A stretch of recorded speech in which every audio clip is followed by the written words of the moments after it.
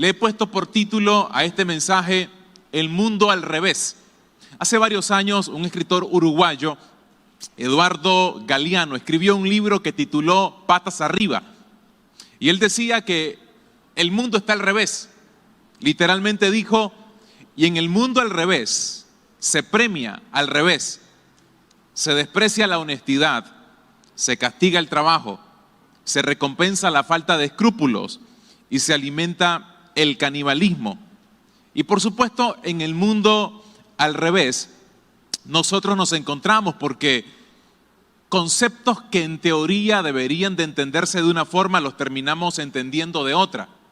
Nuestro Señor vino justamente a encontrarse con un problema similar. Muchos conceptos que debieron ser comprendidos de una manera, Él tuvo que cambiar la manera en la que esa sociedad de su época lo estaba captando. De ahí que para nosotros se nos vuelve complicado términos como éxito, como placer, amor o incluso felicidad. Llamamos éxito cuando cumplimos con ciertos objetivos, cuando cumplimos con nuestras propias ambiciones personales. Llamamos placer a todo aquello que nos hace sentir bien, aunque el medio sea malo. Llamamos amor incluso al sexo e incluso también a un conjunto de experiencias que no siempre conlleva compromiso. Le decimos felicidad a una emoción que se puede producir, ya sea de manera intencional o no. Cristo, cuando ustedes leen el Sermón del Monte, y justamente en el capítulo 5, van a encontrar varias veces que Él dice frases como esta, Mateo 5:21. Ustedes han oído que se dijo, no matarás. En el versículo 27, volvió a repetir la misma expresión. Ustedes han oído que fue dicho, no codiciarás. Más adelante, versículo 31, también fue dicho. Y si ustedes siguen leyendo, lo van a encontrar en el versículo 33, en el verso 38 y en el verso 43, solo por darles un capítulo donde el Señor dice, ustedes oyeron esto. Y cada vez que terminaba de citar las enseñanzas que la gente había oído, Él terminaba diciendo, pero yo les digo, ustedes piensan, por ejemplo, dijo en un momento, que el adulterio es meterse en la cama con una persona que no es tu cónyuge, pero yo les digo que no es solo eso. Cuando ya la tenés acá, a esa persona en la mente y la estás deseando, ya estás adulterando. Él vino a cambiarnos los conceptos, a ser más profundo de lo que la sociedad hasta ese momento había sido. Y la dinámica de nuestra sociedad en muchos sentidos no ha cambiado. Ustedes y yo venimos escuchando distintas propuestas a través de los años. Por ejemplo, hemos escuchado que si querés tener sexo, no hay problema, podés hacerlo sin esperar hasta el matrimonio. Puedo decir, como decía Cristo, han oído que pueden tener sexo sin esperar al matrimonio. Esta sociedad así lo enseña. Pero también han escuchado que si quieren mucha plata, tenés que aprender muchas mañas, porque de otra manera no vas a tener mucho dinero. Si querés ser feliz, tenés que proponerte conseguir todo lo que vos querés para lograrlo. Y cuando ustedes van al Sermón del Monte, Mateo 5, Mateo 6 y Mateo 7, se van a dar cuenta que Jesucristo básicamente lo que hace es establecer un estándar de vida que contrarresta todo lo que se venía aprendiendo. Es un manifiesto divino que nos enseña, o más que enseñarnos, nos describe cómo debería de ser la vida de un verdadero creyente. Cuáles deberían de ser los valores, los principios, las convicciones que rigen nuestras vidas. No es necesariamente las cosas que tenemos que hacer para lograr, no. Son las cosas que describen a alguien que ya conoció al Señor. Por eso me encanta cómo comienza Mateo 5, versículo 1 en adelante. Cuando Jesús vio a la multitud, subió al monte y se sentó, como lo hacían los maestros de la época. Entonces sus discípulos se le acercaron y Él comenzó a enseñarles diciendo, bienaventurados los pobres en espíritu, porque de ellos es el reino de los cielos. Y esa palabra bienaventurado, como habrán escuchado, es la palabra griega makairos. Y esa palabra básicamente habla de una felicidad interna, profunda. Y escuchen esto, es un estado de felicidad, un estado de bienestar. No es producido externamente y por lo tanto no es afectado externamente. Es una felicidad que no se consigue haciendo paso 1, paso 2 o paso 3. No, es un estado, una condición del corazón, una condición del alma.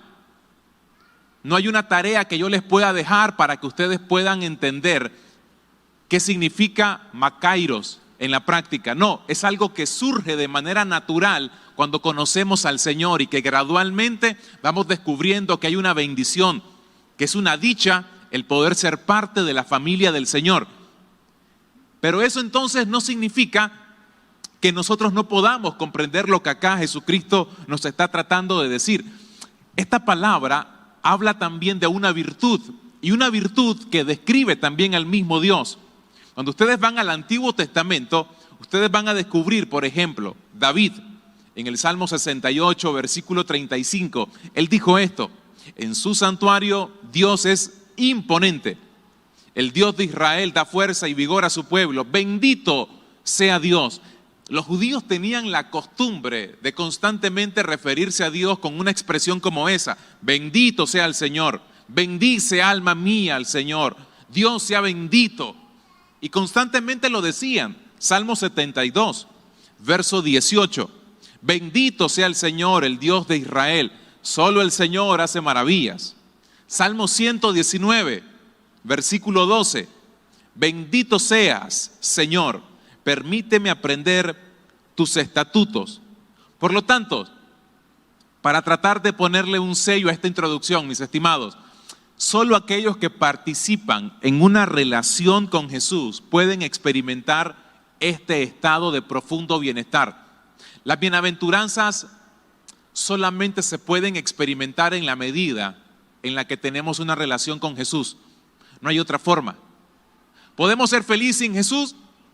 Hay un nivel de felicidad que nuestro sistema social nos ofrece.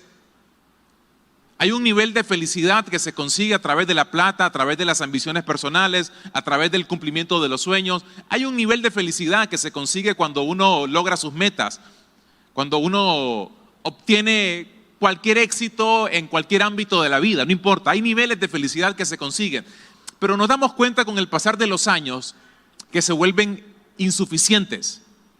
Mucha gente vive bien, quizás puede tener la familia que siempre soñó, la casa que siempre pensó, los hijos que siempre se imaginó, el trabajo que tanto anheló, y aún así, en un rincón de su vida todavía se siente insatisfecho.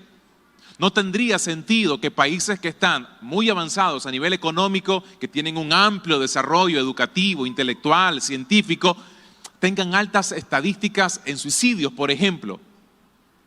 Por ejemplo, Japón, uno de los países modelos a nivel económico, literalmente desarrolló un ministerio que le denomina Ministerio de la Soledad. Y se llama Ministerio de la Soledad porque en ese país donde todo va bien, la gente se siente sola. La gente se siente que todavía le hace falta algo, que el bienestar económico o social o educativo no produce, ni el bienestar sentimental. Y ahí es donde nos damos cuenta de la importancia de estas bienaventuranzas.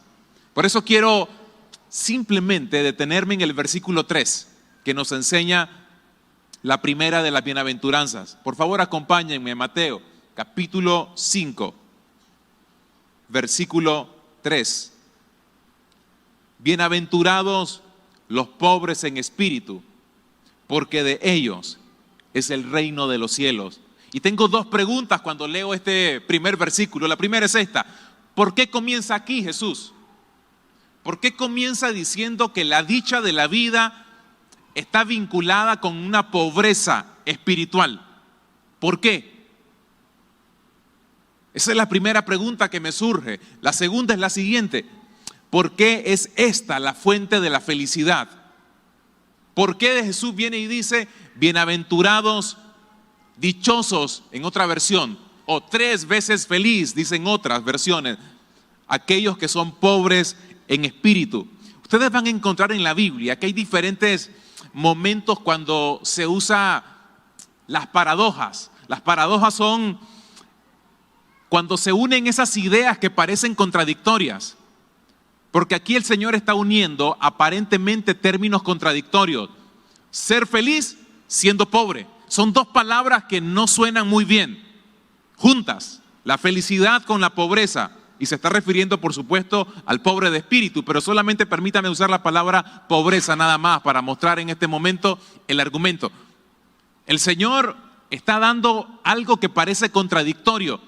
Sé feliz cuando seas pobre en espíritu. Y la Biblia usa mucho esos elementos. Miren por favor cómo lo usa Pablo en 1 Corintios, capítulo 3, versículo 18. Que nadie se engañe, dijo Pablo. Si alguno de ustedes se cree sabio según la sabiduría de este mundo, vuélvase como un ignorante para así llegar a ser verdaderamente sabio. A ver, que alguien me explique. Me está diciendo Pablo que tengo que ser ignorante para realmente ser sabio. Está jugando, por supuesto, con una figura literaria. Pero en medio de esa paradoja hay una joya que nos enseña. Humildad, por ejemplo, sencillez. No solamente Pablo lo usa, nuestro mismo Señor lo usó en otras oportunidades. Mateo, capítulo 10, versículo 39. El que se aferre a su propia vida, la perderá. Y el que renuncie a su propia vida por mi causa, la encontrará. Si me aferro, la pierdo, y si la suelto, la gano. No tiene sentido tampoco. Es otra aparente contradicción. Pero una vez más, hay una joya detrás de esa enseñanza. Confía en mí. No te aferres a las cosas que en tus manos se pueden perder, pero que en las mías, si las soltás, jamás las vas a perder. Son enseñanzas extraordinarias. 2 Corintios, Pablo lo volvió a usar. Capítulo 8, versículo 9. Ya conocen la gracia de nuestro Señor Jesucristo, que aunque era rico, por causa de ustedes se hizo pobre, para que mediante su pobreza ustedes llegaran a ser ricos. Una vez más, la contradicción, las paradojas, las aparentes contradicciones. Por supuesto, hoy lo que queremos es descubrir la joya que hay en esta aparente contradicción de ser dichoso mientras se es pobre de espíritu. ¿A qué se refiere nuestro Señor Jesucristo al decirnos esto? Para empezar, quiero decirles de manera clara qué no es pobreza espiritual. Por favor, observen esto. Número 1, no es alguien de baja estima. La pobreza espiritual no está vinculada con alguien que se cree a sí mismo pobrecito, pobre de mí, yo no sirvo para nada. Eso no es pobreza de espíritu. Es a una persona que tiene un problema serio de estima. No es a esos a los que se refiere el Señor. No es una persona introvertida, calladita, que no hace bulla, que no se mete en problemas, que como decimos nosotros que no es pleitisto. No es a eso que se refiere tampoco los pobres en espíritu. No es una persona oprimida o sufrida. El pobrecito, no. Tanto que ha pasado por tantas calamidades. Esa tampoco es la definición correcta de lo que es un pobre en espíritu. Tampoco se refiere a pobreza económica. Cuando ustedes leen el Evangelio de Lucas, que tiene una lista similar a la de Mateo 5, en Lucas 6, versículo 20, ustedes encuentran un pasaje básicamente idéntico. Es la versión de Lucas. Lucas dice, bienaventurados los pobres, porque de ellos es el reino de los cielos. Lucas lo cierra en pobres nada más, y Mateo lo que nos hace es señalar qué tipo de pobreza es a la que hace referencia. Y de ahí muchas personas piensan de que la dicha está en ser pobre económicamente, pero no es a la pobreza económica o material, a las carencias de recursos a las que está haciendo referencia Cristo. Porque entonces estaríamos hablando de que la gente que tiene plata no puede adquirir la dicha espiritual. No es a eso a lo que hace referencia. En el griego, este es un detalle importante.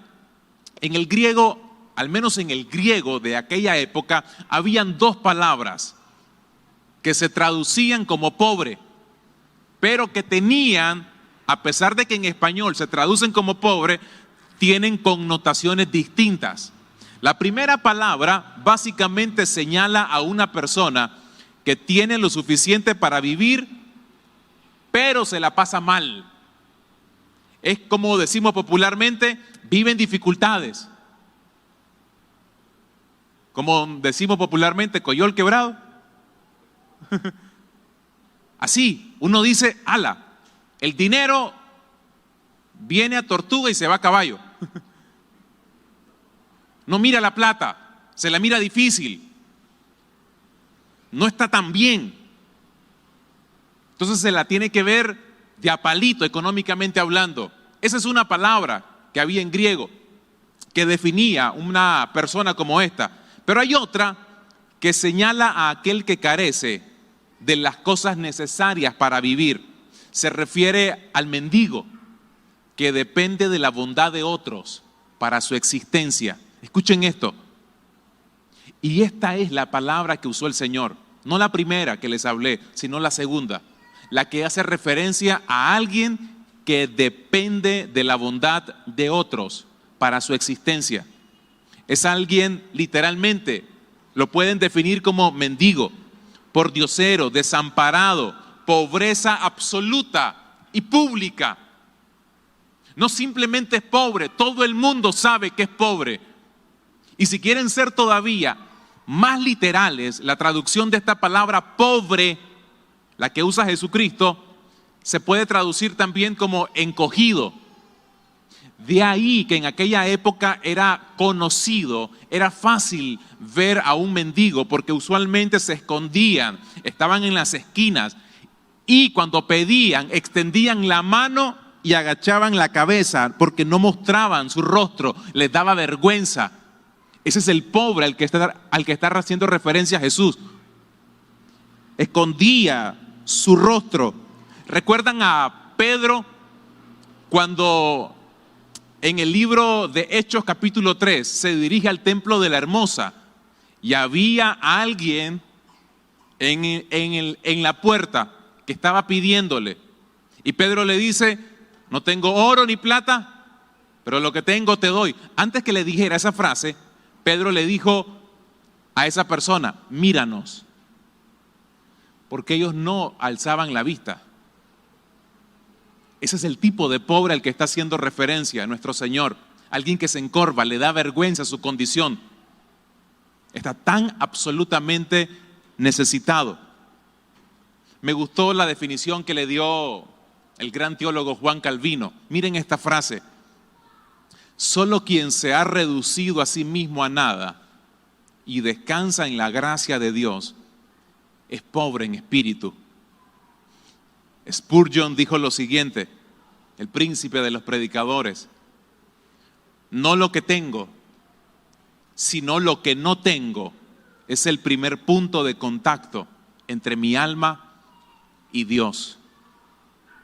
No lo que tengo, sino lo que no tengo es el primer punto de contacto entre mi alma y Dios. ¿Saben qué está diciendo en términos más sencillos? No podés acercarte a Dios si primero no reconoces tu necesidad de Él. Y yo no voy a poder reconocer mi necesidad de Él si no reconozco cuál es mi verdadera condición. La verdadera felicidad pasa solamente cuando reconozco que yo no puedo hacer absolutamente nada por mí mismo, que vivo en una miseria de bienes espirituales. Aunque puedo conseguir muchas cosas, hay gente, como ustedes han escuchado muchísimas veces en distintas frases, hay gente que es tan pobre que lo único que tiene es plata. Pero hay gente que es tan rica que lo único que tiene es Dios. Pero es más rica que otro montón, que le sobran recursos.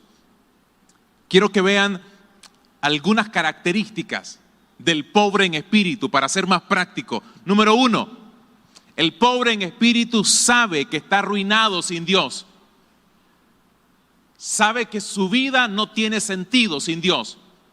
Que no importa cuánto logre, no importa cuántas satisfacciones materiales pueda obtener, reconoce que es temporal y que es absurdo como lo dijo en algún momento Salomón.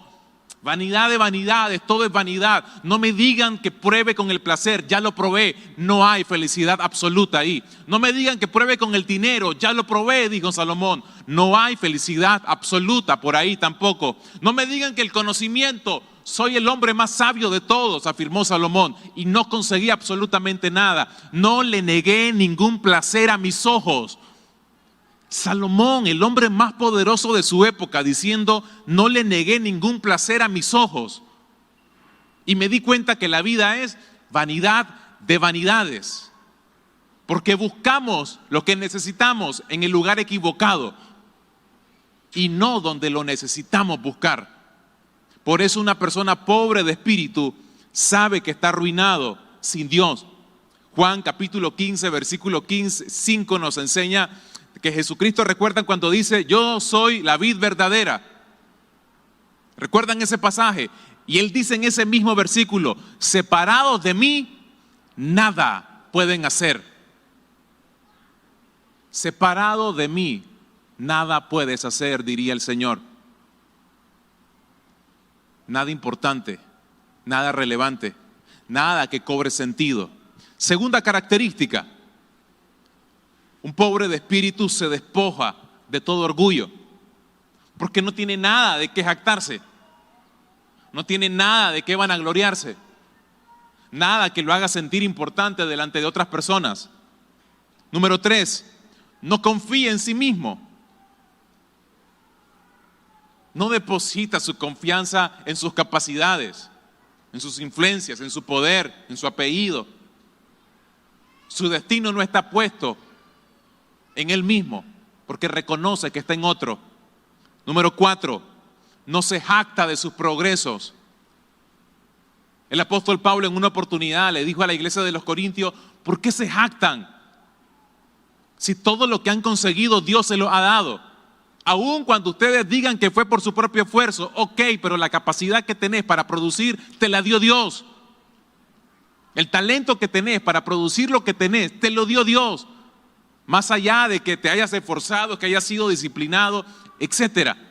Por eso decía Pablo, ¿por qué te jactas? Si de toda manera, todo recurso, todo talento, toda capacidad ha venido de nuestra fuente celestial. Número 5, un pobre de espíritu mira a los demás como a superiores. ¿Saben por qué? Porque es más fácil ver las virtudes en otros cuando ya has visto tus debilidades. Es más fácil reconocer las bondades de otro cuando uno mira sus propias miserias. Nos detenemos a ver más las debilidades de otros cuando nos creemos nosotros algo en especial. ¿Qué se le hace más sencillo? ¿Ver las debilidades o las virtudes de las personas? Pregunta, ¿qué se le hace más sencillo? ¿Ver las debilidades o las virtudes de las personas? Y número 6, sexta característica, vive lleno de gratitud. Y razones sobran, por supuesto. Hay un ejemplo que es bastante triste. Y creo que a veces nos pudiéramos ver en un espejo parecido. Juan, el escritor de Apocalipsis, en una de las cartas a las iglesias, una puntualmente, a la iglesia en la Odisea, le dice algo que describe justamente esto que estamos hablando. Apocalipsis capítulo 3, versículo 17. Por favor, observen este pasaje. Es el mismo pasaje donde versículo antes, desde el versículo 14, ustedes van a ver a Juan, de parte de Dios, por supuesto, hablándole a esta iglesia de que como no son ni frío ni caliente, puesto que son tibios, los ha de vomitar. Esa es la misma iglesia. Esa iglesia, los que son tibios. Observe este mensaje, insisto, a una iglesia, no se lo dice a incrédulos. Tú dices, el Señor le está hablando a esta iglesia, yo soy rico, he llegado a tener muchas riquezas, No carezco de nada. Observen la arrogancia con la que a veces podemos hablar. No carezco de nada. ¿Sabe cómo se puede decir eso en términos más simples para nuestra generación? Mira, yo no soy monedita de oro, pero tampoco soy tan malo. O sea, malo no he sido. En oportunidades que he tenido de hablar con algunas personas me doy cuenta de que nos cuesta reconocer nuestra verdadera condición de pobreza, de carencias. Yo no soy tan, pero no creo que mi vida ofenda a Dios tampoco. Y expresiones como esas las tomamos para justificarnos, para no hacernos sentir tan mal en el fondo. Cuando no nos damos cuenta que la verdadera felicidad, la verdadera dicha comienza por reconocer nuestra real condición. De qué tan mal y cuántas carencias podemos tener a nivel espiritual. Pero no sabes, le dijo Dios, escuchen esto, una iglesia que dice, no carezco de nada, tengo todo lo que necesito. Pero no sabes que eres un desventurado, un miserable, y que estás pobre, ciego y desnudo. Noten esas 3 palabras que describen a esta iglesia: pobre, ciego y desnudo. Y lo que me llama todavía más la atención es que el Señor le dice, pero no sabes. El tema no es que si somos o no somos pobres en espíritu, el tema es que no nos damos cuenta. No está en discusión nuestra condición, lo que está en discusión es que si somos conscientes de esa condición. Ese es el asunto. Y solo aquel que es consciente de su condición comienza el recorrido de la verdadera felicidad. Solo aquel, insisto, que reconoce su verdadera condición comienza el recorrido de la verdadera felicidad. Y añade todavía el escritor, para que seas realmente rico, yo te aconsejo que compres mi oro refinado en el fuego. De mi oro refinado en el fuego y vestiduras blancas, para que te vistas y no se descubra la vergüenza de tu desnudez. Unge tus ojos con colirio y podrás ver. ¿Saben qué significa eso en términos muy sencillos? Arrepiéntete y reconoce finalmente tu verdadera condición, que no la sabemos toda. Que no importa cuántos años tenemos de visitar una iglesia, no importa cuántos versículos nos sabemos de memoria, si todavía no hemos reconocido nuestra verdadera condición, muchas de las cosas que vivimos pueden ser simplemente hábitos externos, pero que todavía no han terminado de transformar nuestro ser interno.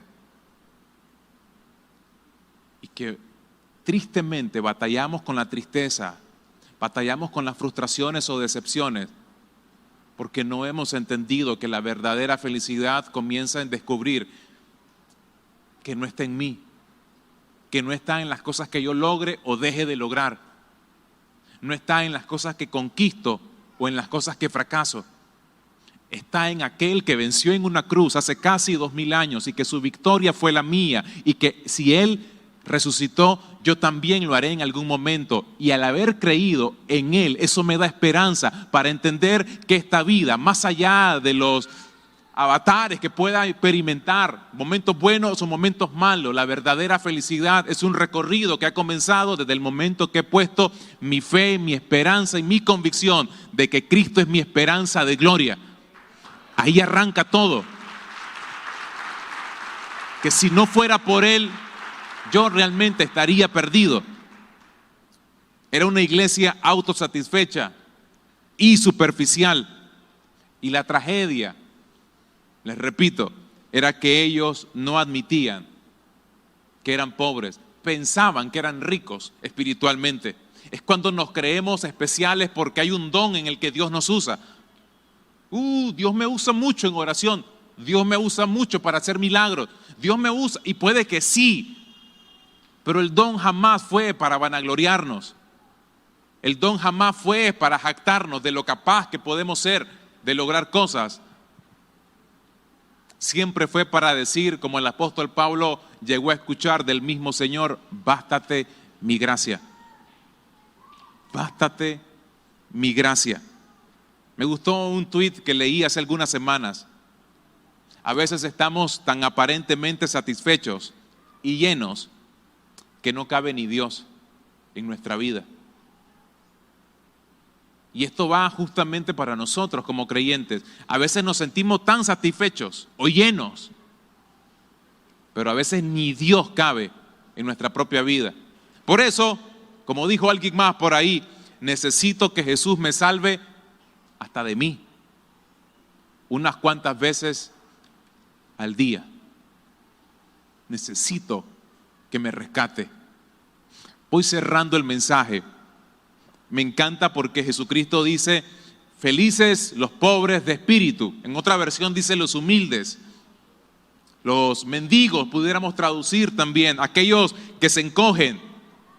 Y saben la extraordinaria recompensa que hay cuando uno reconoce esta condición. Observen lo que dice Isaías, capítulo 66, versículo 2.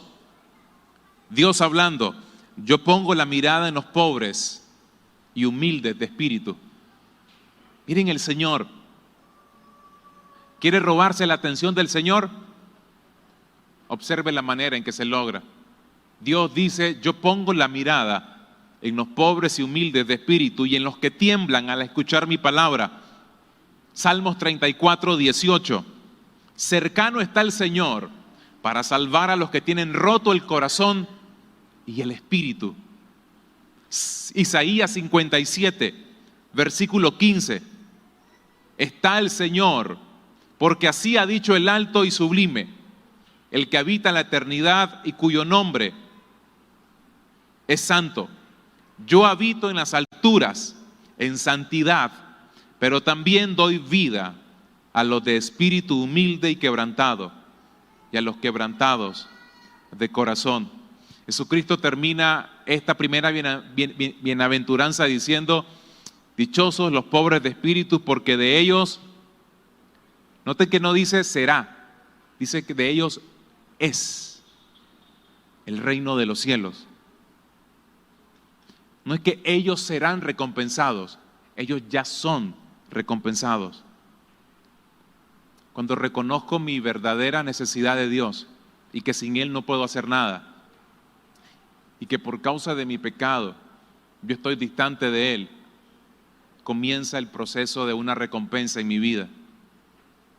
Me encanta esto. El pobre en espíritu es dueño de nada, pero heredero de todo. Dueño de nada, pero heredero de todas las cosas. Eso, mis estimados, es el mundo al revés. ¿Cómo se explica que aquella persona que se reconoce a sí misma como tan necesitada y carente por causa del pecado pueda a la vez tenerlo todo? Me encanta la figura de Pedro. ¿Recuerdan a Pedro cuando Cristo, en aquella famosa pesca milagrosa, les dice que tiren la red a un lado? Los peces llegan, por supuesto, y la red se está llenando a reventar, las barcas se están hundiendo. Y Pedro, cuando reconoce a Jesús como un Señor y no como un maestro nada más, Él le dijo, recuerden estas palabras que le dijo Pedro a Jesús: apártate de mí, porque soy un hombre pecador. Eso es pobre de espíritu. Ni siquiera se siente digno de que el Señor lo escuche o esté cerca de Él. Isaías le dijo: Señor, ¿cómo es posible que me has hablado a mí, yo que soy inmundo de labios? ¿Cómo es posible? Jamás se llegue a sentir digno de estar cerca de la presencia del Señor. Nunca olvide que todo ha sido por gracia. Nunca olvide que si tenemos acceso al trono de la gracia, es porque el Señor Jesucristo se sacrificó y sin merecerlo nos dio esa puerta abierta. Y yo no sé, en el pasar de los años,